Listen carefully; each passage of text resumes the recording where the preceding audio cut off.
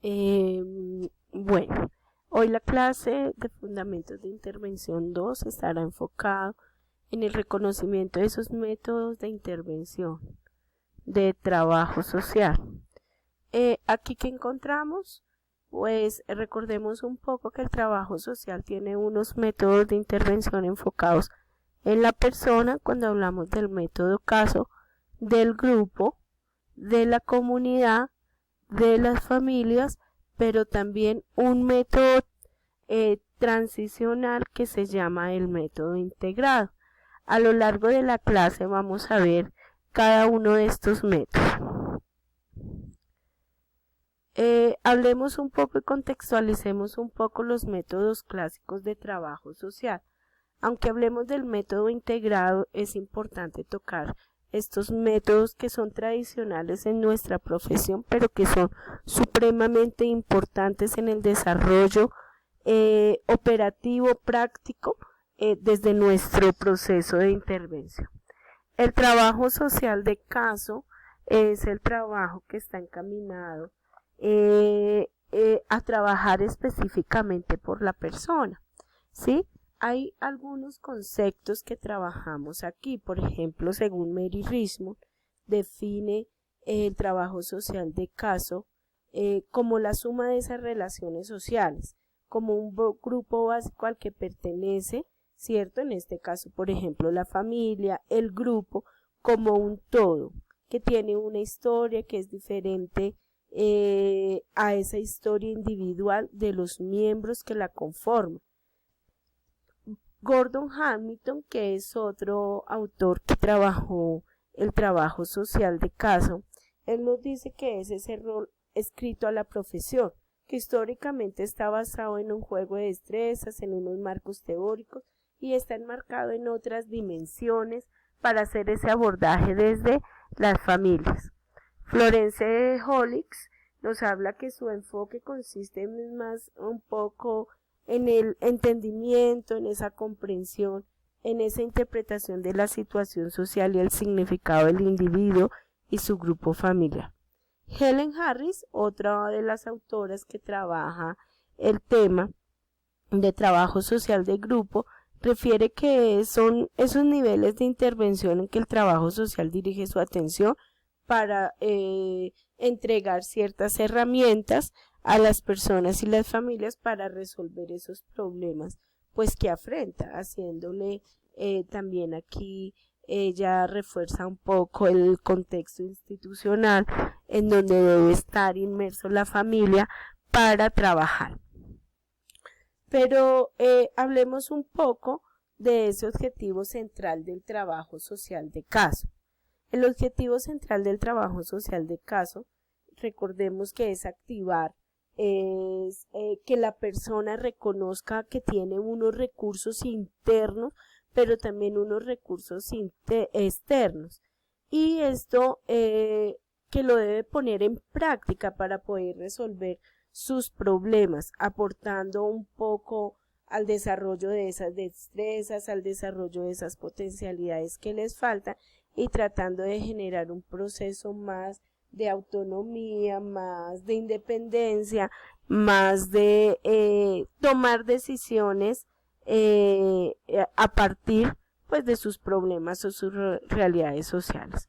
En cuanto al proceso metodológico, el proceso metodológico que tenemos está enfocado en unas fases importantes y esas fases tienen que ver con la investigación, cuando yo atiendo a la persona, cuál es su problema, ¿cierto? Cuál es la demanda para atender ese caso y esa investigación la podemos y ese estudio la podemos hacer directa e indirectamente a través de entrevistas con el paciente, indirecta a través de entrevistas con la familia, a través de visitas domiciliarias, podemos hacer una investigación que nos permita tener al profesional en trabajo social pues una claridad frente a ese problema que aqueja a la persona. Hacemos un diagnóstico. El diagnóstico, aquí tenemos el análisis reflexivo que realizamos.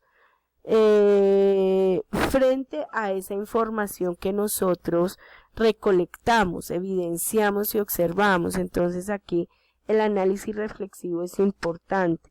Esa organización de información que me permite identificar unas causas, que me permite detectar unos problemas y unas afectaciones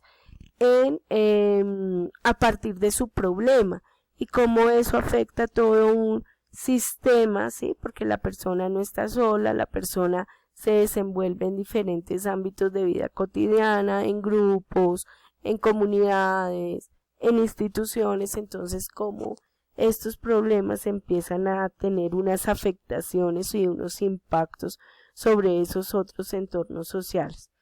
Los recursos familiares, qué recursos también institucionales tienen, cómo se trabaja, ¿sí? El tema de las estrategias, cuáles enfoques como trabajador social voy a utilizar, hacer un análisis de un DOFA, ¿cierto? Cuáles van a ser como esas debilidades, esas fortalezas, las oportunidades que se van a presentar en ese proceso y posiblemente hacer un pronóstico hacia el futuro, cómo nos soñamos la resolución también de ese caso. Otra fase metodológico dentro del proceso, ya después de hacer el diagnóstico, tenemos la fase de planificación social, y son esas medidas, son esas acciones, son esas metodologías, son unos tiempos, unas formas de llevar a cabo, digamos que el propósito de esa intervención para solucionar el problema. Aquí dentro de este plan social debemos realizar un plan tentativo de emergencia y un plan definitivo acorde pues a las dinámicas. Un plan tentativo porque seguramente en el transcurso del proceso, en el transcurso de la tratamiento vaya cambiando, se convierte en un plan mucho más dinámico. Un tratamiento que es otra fase metodológica, que allí ya es las soluciones, implementar esas soluciones frente a esa problemática, la ayuda institucional, frente a la rehabilitación, la promoción, todo con el fin y con el propósito de proveer unas medidas para resolver, ¿cierto? Y que no se vuelva a repetir pues esa situación, o que no se vuelva a repetir esa realidad, ese problema hacia un futuro.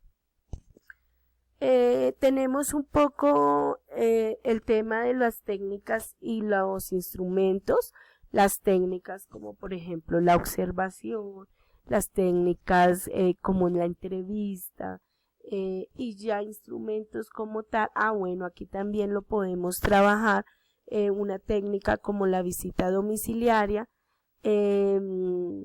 y ya como instrumentos tenemos la historia social, tenemos una herramienta importante allí para reconocer, interpretar y hacer un análisis familiar, que es el genograma, el ecomapa y el Atlas familiar. El Atlas familiar es un instrumento que me permite medir esa disfuncionalidad existente en la familia.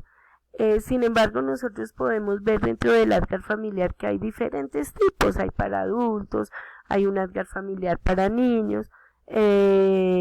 Aquí nos centramos un poco más en ese Atlas familiar de adultos. El ecomapa, pues revisar un poco el tema de cómo está esa persona en relación con otras instituciones, en relación con otros sistemas que están ahí. El genograma ya me permite evidenciar un poco más el tema de las estructura, organización de familia, pero también me permite observar esos vínculos que se tejen al interior de la misma, al igual que esas herencias, esos valores, esos aspectos culturales que de pronto se han desencadenado de generación en generación. Esto con el trabajo social de caso. Ahora es importante retomar un poco también otro método clásico que se da en el tiempo y es el trabajo social de grupo. Y ese trabajo social de grupo también como un método clásico, hablamos de unos conceptos, por ejemplo, Ezequiel Andrés nos habla de un trabajo de grupo como un proceso de intervención que tiene un principio que se da a partir de la conformación y organización de los diversos grupos que existen y que allí es un conjunto de personas que intentan generar un crecimiento individual y un crecimiento y un desarrollo de grupo. Aquí en los objetivos que se propone el trabajo social de grupo están encaminados a fortalecer, digamos que esos procesos más de movilización, de recursos humanos, de recursos institucionales mediante la participación, mediante la democracia de la población. Esto con el fin también de transformar esas situaciones de las comunidades, de esos grupos locales como tal. Y otro elemento allí importante está el desarrollo metodológico de trabajo desde los procesos socioeducativos, que allí permite pues potencializar esas capacidades, potencializar esas habilidades en las poblaciones participantes y esto en aras de mejorar, digamos que un bienestar social y unas condiciones de calidad de vida. Allí también evidenciamos diferentes tipos de grupo. Cuando hablamos de los diferentes tipos de grupo, ¿a qué se refiere?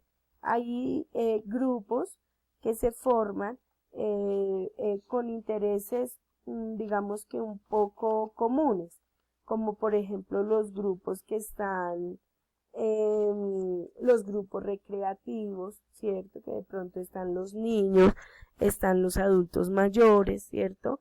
Unos grupos educativos que se reúnen específicamente para realizar un trabajo más formal, ¿sí? Grupos de trabajo, hay grupos también de discusiones, grupos de autoayuda y mutua ayuda. Estos grupos están un poco enfocados, digamos que a disminuir el tema de, ejemplo, el tema de consumo de sustancias psicoactivas, el tema de consumo de alcohol y demás.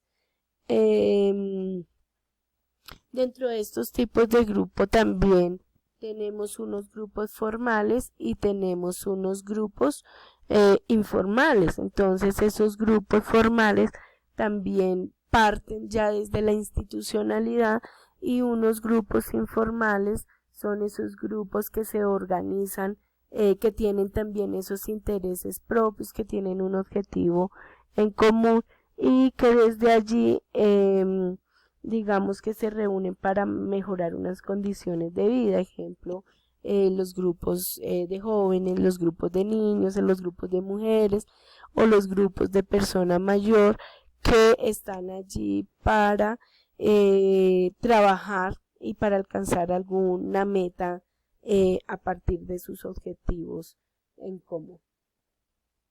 Aquí dentro de esos grupos